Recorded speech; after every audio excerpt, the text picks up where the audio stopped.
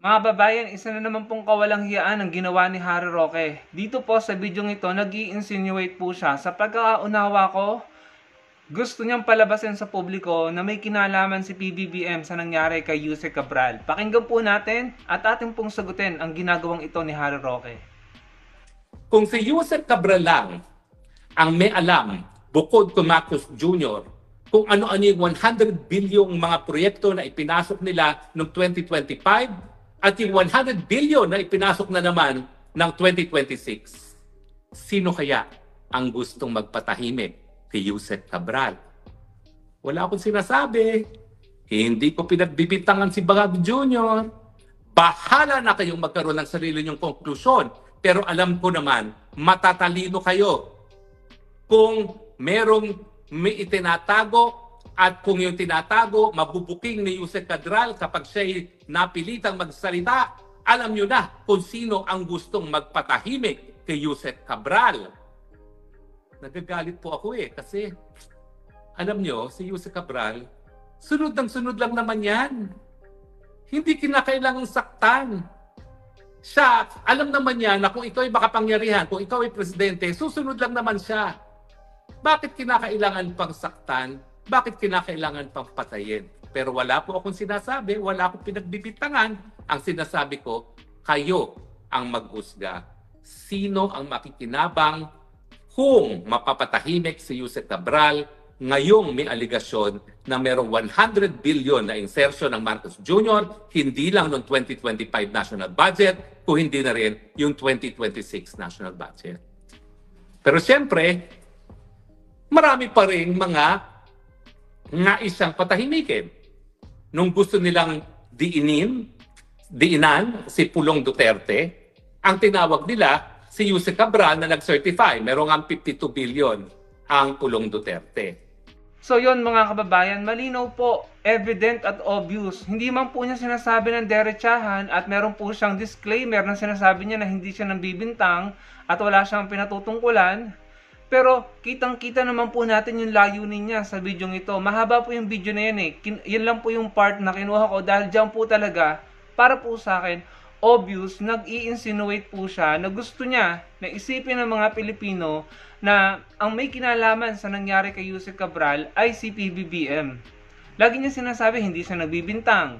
Binanggit pa niya yung pang-iinsulto nila kay PBBM, yung term nila.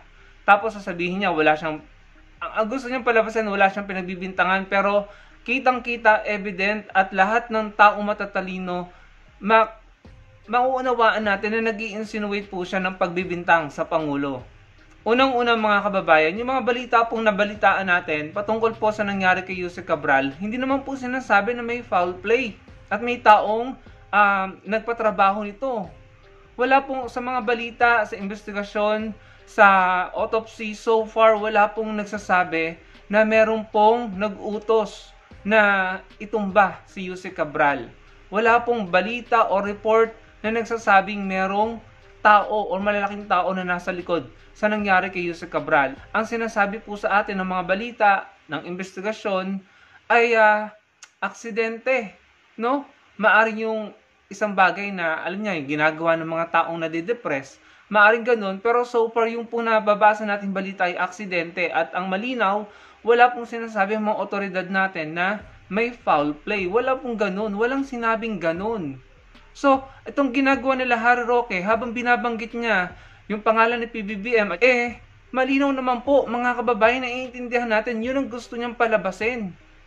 Kahit pa may disclaimer siya, ganun po kawalang hiya ang taong ito, mga kababayan. Nagbigay siya ng mga informasyon, tapos i-mention niya yung pangalan ni PBBM, tapos yung nangyari kay Yusek Cabral, wala naman pong sinabing foul play, hindi naman po sinasabing may nagpatumba. Ang sinasabi, aksidente. Pero ito, pinapalabas nito, may nagpatumba, may nagpatrabaho kay Yusek Cabral. And then binabanggit niya yung pangalan ni PBBM. Alam mo, yan na po ang ginagawa nila ngayon. Yan na po yung style nila ngayon. Siya din naman mismo ang nagsabi na si Pulong ang nag-certify or ang nagbulgar ng 51 billion para kay Pulong Duterte ay si Yusek Cabral din. So kung ifa-follow natin yung logic niya, 'di ba? Ano pong magiging conclusion nyo, mga kababayan? Pero nevertheless, yung sinasabi po ng investigasyon at saka ng mga otoridad, wala pong foul play. Ang ginagawa ng mga ito, pilit pong ginagawa ng malisyosong kwento, kasinungalingan, yung nangyari kay Jose Cabral para magamit nila sa kanilang pamumulitika at paninira. Yun po yung ginagawa ng mga ito.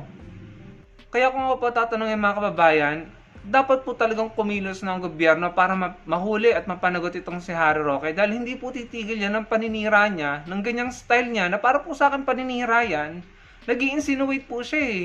Hindi naman po tayo mga bata dito, hindi naman po tayo mga kahapon lang pinanganak. Yun po yung gusto niyang gawin, yun yung goal niya. Yun po yung gusto niyang palabasin sa mga Pilipino at yan ang kanilang style. Yan yung paandar nila, intriga, chismis, insinuation, malisyosong kwento, malisyosong pagbuo ng idea sa utak ng mga Pilipino, mind conditioning. Ganyan po yung puo nila, ganyan po yung idol nila. Yan po yung trabaho nila, style nila. Wala naman silang pinapakita ng patunay. Puro lang conspiracy theories. Kasi nga, kaya po sila ganyan, marami po silang nauuto, marami po silang napapaniwala. Kaya nga po, ang panawagan natin sa otoridad, ay bilisan nyo na po. Total naman, may warrant of arrest na si Harry Roque and canceled na yung passport niya. Bakit hindi niya pa ipahuli yan at panagutin? Kapag napatunayang guilty, panagutin. Hindi po ba mga kababayan? Dahil hindi po titigil ang mga yan nang hindi nila nagagawa yung goal nila na patalsikin si PBBM at iluklok ang kanilang mga idol para absuelto po sila sa mga kaso nila. Kaya lahat na lamang ng paninira, in my opinion, paninira po yung ginagawa niya. Na nag-disguise, kunwari, na nagbibigay lamang ng idea or informasyon. Pero in reality, evidently, obviously, ang ginagawa, insinuation, pagbibintang indirectly, mga kababayan. Nagdi-disclaimer pa po siya, pero again, hindi po tayo kahapon lang pinanganak, mga kababayan. Uulitin ko po, mga kababayan, ang sinasabi po ng mga otoridad at mga nag-imbestiga, wala pong foul play. Wala pong sinasabing nangyaring krimen doon. So far po sa mga nabasa kong balita, kaya wala pong katotohanan ng sinasabi nito na Harry Roque na ipinatumba, sinaktan, bakit kailangan pansaktan, sumusunod naman daw sa presidente, bakit mo kailangan banggitin yun? Hindi po ba narinig nyo? Parang sinasabi niya, bakit kailangan pansaktan si Cabral? Or bakit kailangan pang ipatumba si Jose Cabral, non-verbatim, pero yung po yung sinasabi niya. Bakit pa daw kailangan saktan? Bakit pa daw kailangan ipatumba? Masunurin naman daw po si Jose Cabral, sumusunod naman daw po sa presidente. Kailangan niya talagang banggitin yung salitang presidente, mga kababayan, para ano? Para bumuo ng idea sa isip, sa utak ng mga taong makakapanood ng video niya na maaaring may kinalaman dito ang presidente. Pero again, ang sinasabi ng investigasyon, wala pong foul play. Pero yan po yung style nila, mga kababayan. Kaya kailangan po tayo mag-ingat, no? Bago tayo maniwala sa mga ito.